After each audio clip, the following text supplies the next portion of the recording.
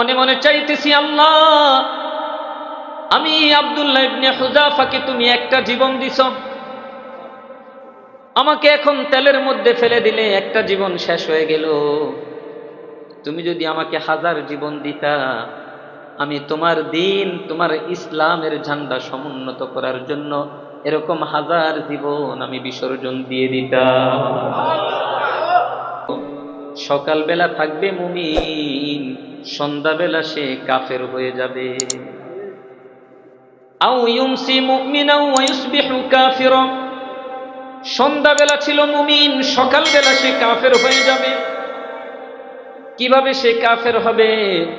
আল্লাহর নবী বলেন, ইয়াবিউ আহাদুহুম দীনাহু বিআরাদিন মিনাদ দুনিয়া, দুনিয়ার বিনিময়ে সে তার দিন, তার ঈমানটাকে বিক্রি করে ফেলবে। ঈমান কিভাবে বিক্রি করবে বোঝার জন্য আপনাদেরকে এক সাহাবীর একটা ছোট্ট ঘটনা শুনাইতে হবে।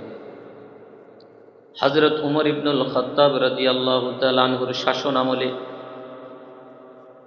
হযরত উমর রাদিয়াল্লাহু তাআলা আনহু আব্দুল্লাহ ইবনে হুযাফা, একজন সাহাবী, যুবক সাহাবী, তার নেতৃত্বে ছোট্ট একটা আভিযানিক দল পাঠাইলেন কাফেরদের বিরুদ্ধে যুদ্ধ করার জন্য। আমার ভাইয়েরা, রোমের সম্রাট যখন এই খবর পাইল, তার সৈন্যবাহিনীদেরকে বলে দিল, যুদ্ধের রেজাল্ট যা হয় হোক, ফলাফল যা হয় এটা নিয়ে আমার মাথা ব্যথা নাই, তবে তোমরা চেষ্টা করবা মুসলমান বাহিনী থেকে কিছু সংখ্যক মুসলমানকে গ্রেফতার করবে। ঘটনাক্রমে হযরত আব্দুল্লাহ ইবনে হুযাফা রাদিয়াল্লাহু তাআলা আনহু সহ 50 জনের একটা দল সেই রোমক বাহিনী গ্রেফতার করে ফেলল। এবার রোমের সম্রাটকে জানায় দিল,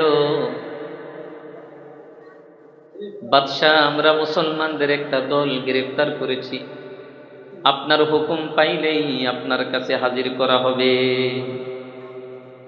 আমার ভাইয়েরা, বাদশাহ খুব খুশি, কারণ বাদশাহ ইতিপূর্বে শুনেছে এই মুসলমানদের ঈমান নাকি অনেক মজবুত, এই মুসলমান দুনিয়ার সব কিছু ছাড়তে পারে, ঈমান তারা ছাড়ে না, দুনিয়ার সব বিসর্জন দিতে পারে, ঈমানকে তারা বিসর্জন দিতে চায় না, তিনি একটু পরীক্ষা করতে চান। বাদশাহ বললেন, আগামীকাল সকালবেলা আমার দরবারে মুসলমানদেরকে হাজির করবা। আমার ভাইয়েরা, ঘটনাটি শুনাইতেছি কোনো সাধারণ কিতাব থেকে নয়, আল বিদায়া ওয়ান নিহায়া কিতাব থেকে শুনাইতেছি। হযরত আব্দুল্লাহ ইবনে হুযাফা রাদিয়াল্লাহু তাআলা আনহু সহ মুসলমানদের এই দলটাকে বাদশার সামনে উপস্থিত করানো হলো। এবার বাদশাহ আব্দুল্লাহ ইবনে হুযাফা রাদিয়াল্লাহু তাআলা আনহু সহ সকল মুসলমানদেরকে উদ্দেশ্য করে বলল, তোমাদের মধ্যে আমির কে আছে? দাঁড়ায় গেলেন আব্দুল্লাহ ইবনে হুযাফা রাদিয়াল্লাহু তাআলা আনহু, দাঁড়ায় বললেন, বাদশাহ, এই গ্রুপের মধ্যে আমি আমির। একজন যুবক মুসলমান আব্দুল্লাহ ইবনে হুযাফা রাদিয়াল্লাহু তাআলা আনহু, বাদশাহ তাকে কাছে টেনে নিলেন। এবার বলতেছেন, আব্দুল্লাহ, তোমাকে দেখে আমি তো তোমাকে ভালোবেসে ফেলেছি, তবে তোমাকে আরো ভালোবাসতে চাই। এই ভালোবাসার মধ্যে একটা প্রতিবন্ধকতা আছে, সেটা হচ্ছে তুমি মুসলমান আর আমি খ্রিস্টান। আমি তোমাকে ভালোবাসতে চাই, তোমাকে আমি কাছের মানুষ বানাতে চাই, এটার জন্য তোমাকে শুধু কাছের মানুষ বানিয়ে আমি ক্ষান্ত হব না। আমার একটা সুন্দরী কন্যা সন্তান আছে, এই কন্যা সন্তানকে তোমার কাছে বিয়ে দিব। বিয়ের সময় এই রুমের যতটুকু আমার রাজত্ব আছে অর্ধেক তোমার নামে লিখে দিব, বাকি অর্ধেক আমি মারা যাওয়ার পরে তুমি পুরাটার মালিক হয়ে যাইবা। আব্দুল্লাহ ইবনে হুযাফা রাদিয়াল্লাহু তাআলা আনহু বললেন, তাহলে আমাকে কি করতে হবে? বাদশাহ বলতেছে, দুইজনের মধ্যে যেই প্রতিবন্ধকতা আছে, তুমি মুসলমান আমি খ্রিস্টান, তুমি যদি খ্রিস্টান হয়ে যাও, তোমার ইসলাম ধর্ম ত্যাগ করো, তোমার মুসলমানিত্ব ত্যাগ করলেই তুমি এই সব কিছু পেয়ে যাবা। এই কথা শোনার পর আব্দুল্লাহ ইবনে হুযাফা রাদিয়াল্লাহু তাআলা আনহুর শরীরে এত রাগ চলে আসলো, কিতাবের মধ্যে লেখে তার পশমের গোড়া দিয়ে ঘাম বের হওয়া শুরু হয়ে গেল। তিনি বাদশার সামনে দাঁড়িয়ে গেলেন।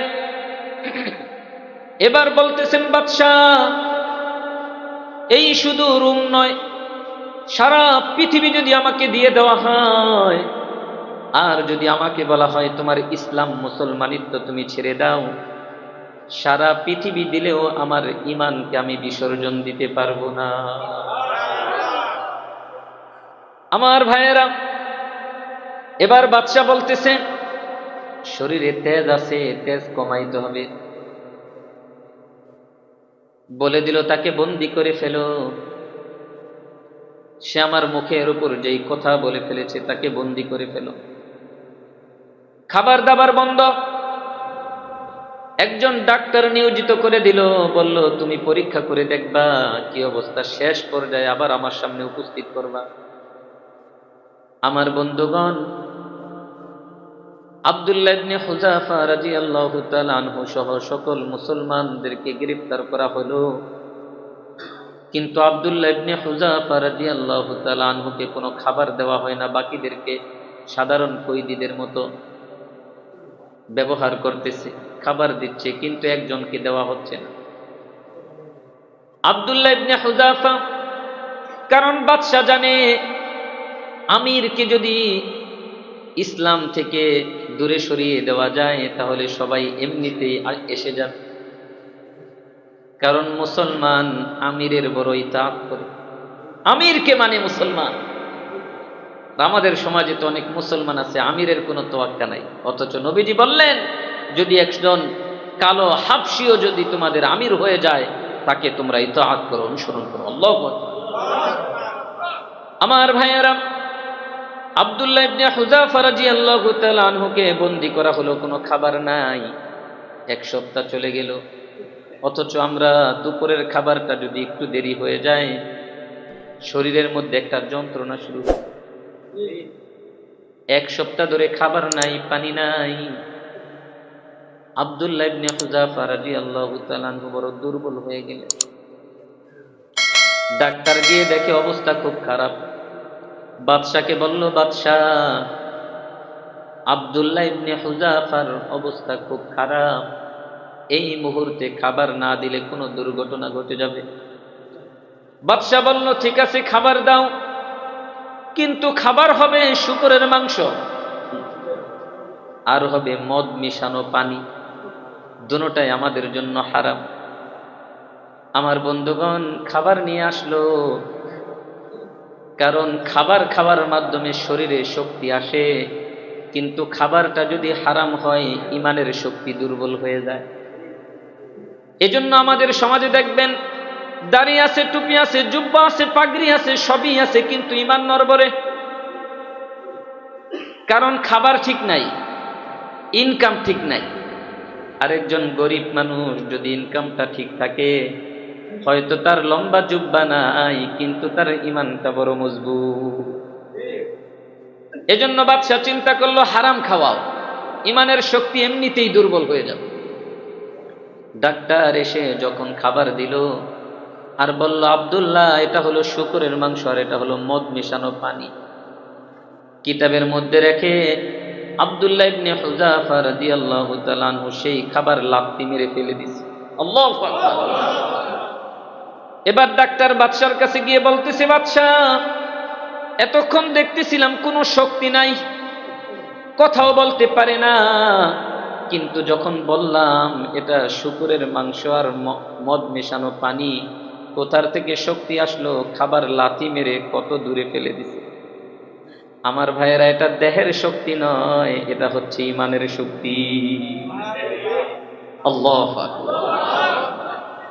আমার বন্ধুগণ, এবার বাদশা বলল, হবে না, আগামীকাল সকালে বড় ডেকের ভিতরে তেল গরম করো, এই তেলের মধ্যে তাকে ফেলে মৃত্যুর ভয় দেখাতে হবে।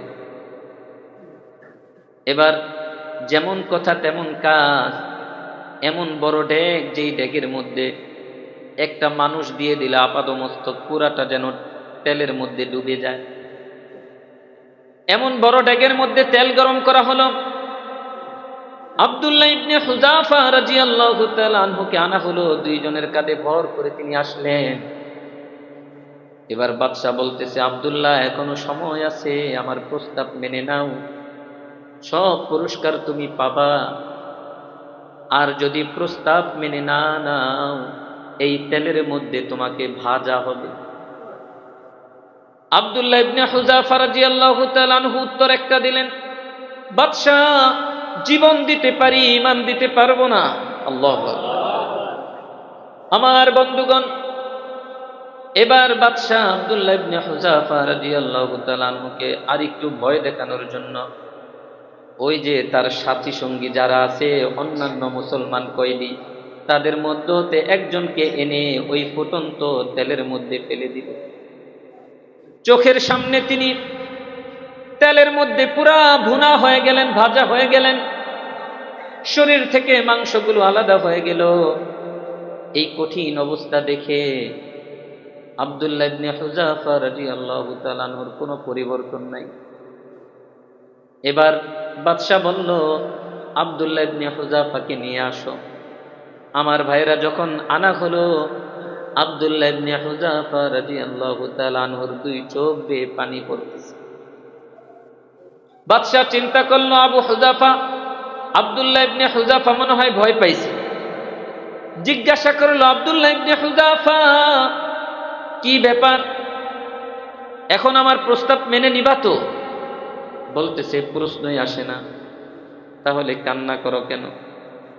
বলতেছে, বাদশা কান্না করতেছি, আমার রবকে স্মরণ করে কান্না করতেছি,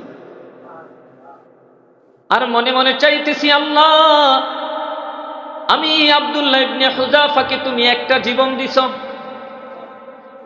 আমাকে এখন তেলের মধ্যে ফেলে দিলে একটা জীবন শেষ হয়ে গেল। তুমি যদি আমাকে 1000 জীবন দিতা, আমি তোমার দিন, তোমার ইসলামের ঝান্ডা সমুন্নত করার জন্য এরকম 1000 জীবন আমি বিসর্জন দিয়ে দিতাম। বাদশা বলতেছে, এ তো কোনো মানুষ না, মানুষ হতে পারে না। এবার বাদশা বুঝে ফেলছে। বাদশা বলতেছে, ঠিক আছে আব্দুল্লাহ, তোমার জীবন দিতে হবে না, শেষমেশে প্রস্তাব আমার কপালে তুমি একটা চুমু দিবা। বলতেছে, আমি যদি আপনার কপালে চুম্বন করি কি দিবেন? বলতেছে, তোমাকে মুক্ত করে দিব।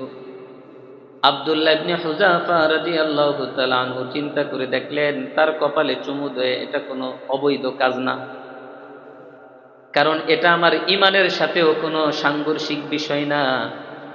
একটা চুমু দেওয়ার কারণে যদি আমার সাথী সঙ্গীদেরকে আমি মুক্ত করতে পারি।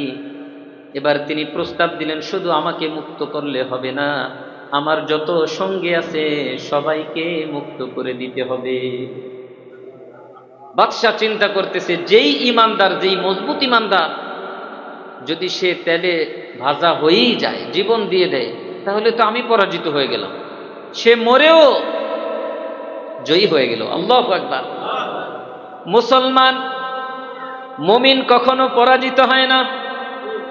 আল্লাহ সুবহানাহু ওয়া তাআলা সূরা আলে ইমরানের মাঝে আল্লাহ বলেন, ওয়ালা তাহিনু ওয়ালা তাহজানু ওয়া আনতুমুল আ'লাউনা ইন কুনতুম মুমিনিন। হীনমন্যতায় ভোগো না, পেরেশান হয়ো না, চিন্তিত হয়ো না। ওয়া আনতুমুল আ'লাউনা, তোমরাই বিজয়ী হবা, তবে শর্ত হচ্ছে ইন কুনতুম মুমিনিন, যদি প্রকৃত ঈমানদার হতে পারো। আল্লাহু আকবার।